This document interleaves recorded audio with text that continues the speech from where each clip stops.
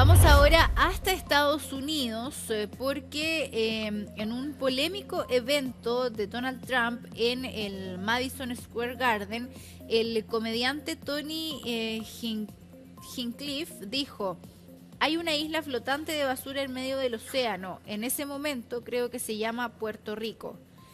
También hubo comentarios racistas y misóginos en este acto que realizó Donald Trump en Nueva York, dando estas duras palabras por parte de este comediante, ¿cierto?, a la isla de Puerto Rico.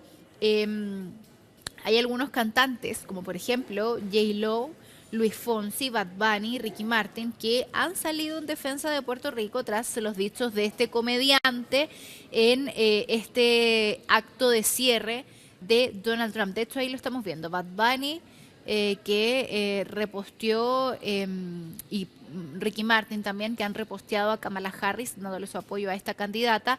Luis Fonsi también, ahí vemos que Ricky Martin dice: esto es lo que piensan de nosotros. Luis Fonsi: esto es en serio, esto es una falta de respeto. Y ahí tenemos también J-Lo, quien hace el llamado a votar por Kamala Harris, la contendora, la contrincante de Donald Trump. Han habido críticas transversales con respecto a esta situación. Uno de los críticos fue Tim Walz, por ejemplo, gobernador de Minnesota, quien criticó duramente al comediante. Dijo: ¿quién es ese imbécil?, cuando le preguntaron por esta situación. Un senador por Ohio también cree que los estadounidenses deben dejar de sentirse tan ofendidos. Hay que recordar que las elecciones presidenciales de Estados Unidos, donde votan más de 5 millones de personas de origen puertorriqueño, se van a realizar el próximo 5 de noviembre. Y estas 5 millones de personas puertorriqueñas tienen derecho a voto. Entonces aquí estamos hablando también de una población importante que se ve ofendida con los dichos de este comediante que se presentó en el acto de Donald Trump. Hay una gran presencia puertorriqueña en el estado clave de Pensilvania, y la campaña de Trump intentó distanciarse de los comentarios del comediante. La asesora principal, Daniel Álvarez, dijo: esta broma no refleja las opiniones del expresidente Trump ni de la campaña. Acá lo que dicen los expertos es que si una cantidad suficiente de personas se ofende por los comentarios de este comediante, esto podría tener un impacto significativo en el resultado de las elecciones. Más de 42 millones de ciudadanos han ejercido ya su derecho a voto, ya sea en persona o por correo, y recordemos que formalmente estas elecciones son el próximo 5 de noviembre. Bueno, y se los decíamos, casi una semana falta para la contienda entre Donald Trump y Kamala Harris en Estados Unidos. Y este comediante trumpista se convirtió en el protagonista de la última polémica de la campaña al referirse a Puerto Rico, como se los comentábamos, como una isla de basura. Faltan solo 8 días para una definición que se anticipa infartante. Donald Trump y Kamala Harris han recurrido a todo lo que esté a su alcance para marcar alguna diferencia. Al intercambio de insultos, al apoyo de celebridades y también algunas sorpresas. Ahora démosle la bienvenida a nuestro próximo comandante en jefe, mi esposo, el presidente Donald Trump. Melania Trump hizo su primera aparición en actos de campaña para presentar a su esposo en el Madison Square Garden en Nueva York. Pero más allá de esa aparición inusual, lo que más acaparó la atención fueron las menciones racistas y misóginas de algunos de los oradores, con la polémica de la jornada que protagonizó el comediante Tony Hinchcliffe. No sé si ustedes saben esto, pero hay literalmente una isla flotante de basura en medio del océano en este momento. Creo que se llama Puerto Rico.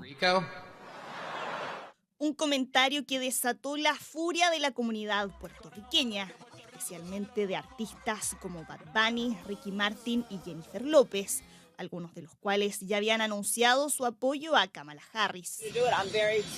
Estoy muy orgullosa de contar con el apoyo de gente como Bad Bunny, Jennifer López y otros que me apoyaban antes de esa tontería de anoche en el Madison Square Garden. Me apoyan porque entienden que quieren un presidente de Estados Unidos que levante al pueblo. Y a propósito de esa polémica, Harris lanzó un anuncio de campaña dirigido al electorado latino, especialmente a las comunidades puertorriqueñas que viven en estados decisivos como Pensilvania. Ahí recordó algunos momentos como cuando Trump lanzó papel higiénico a los afectados por el huracán María. Es una pena lo que Trump piensa de nosotros. Cuando estuvo allí hace 15 o 20 años tenía un campo de golf, tenía hoteles allí. Lo perdió todo y ahora, ya sabes, nos está atacando. Somos parte de los Estados Unidos, somos estadounidenses.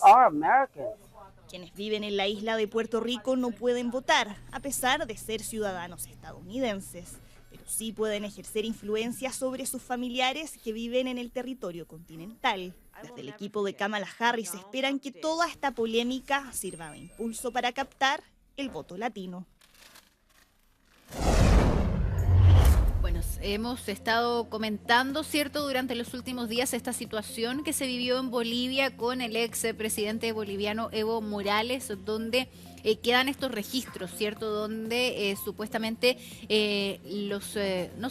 los atacaron a disparos, ¿cierto?, cuando él se dirigía a dar una entrevista. Bueno, producto de esto ha existido una guerra de declaraciones cruzadas entre Evo Morales y el actual gobierno por este presunto intento de asesinato. El ministro de Gobierno de Bolivia, Eduardo del Castillo, dijo que Morales y su equipo de seguridad dispararon a policías durante una operación antidroga y que además atropellaron a un policía que resultó herido en la pierna. Dice el gobierno que la camioneta de Morales se habría topado con un control instalado en una carretera del municipio de Villa Tunari, que escapó y entonces se produjo una persecución policial que incluyó este tiroteo. Evo se defiende y dice que esta es una versión falsa y mentirosa. Dice Evo Morales: tenemos información verídica de que en las últimas 48 horas no se realizó ningún operativo antidroga en la zona del incidente. Acusa directamente al gobierno de este intento de asesinato. Dijo que el silencio del gobierno se debe a que quieren tapar con mentiras y ocultar su intento de acabar con su vida. En conversación con la prensa, Evo dijo que el gobierno de Luis Arce está llevando adelante un complot oscuro para destruirlo y calificó el ataque como una emboscada. Es parte de esta nueva etapa de conflicto que se vive allá en Bolivia tras esta situación donde el expresidente boliviano acusa este intento de asesinato. Hasta hace algunos días no se tenía certeza de quiénes eran las personas que atacaron este vehículo a disparos. Evo Morales hace esta acusación culpando al gobierno de querer acabar con su vida. El gobierno se defiende y explica que esta camioneta habría escapado de un control antidrogas, que por eso le disparan. Incluso hay algunos que dicen esto podría haber sido un autoatentado por parte de Evo Morales, pero aquí entonces se prosigue con esta guerra de declaraciones cruzadas.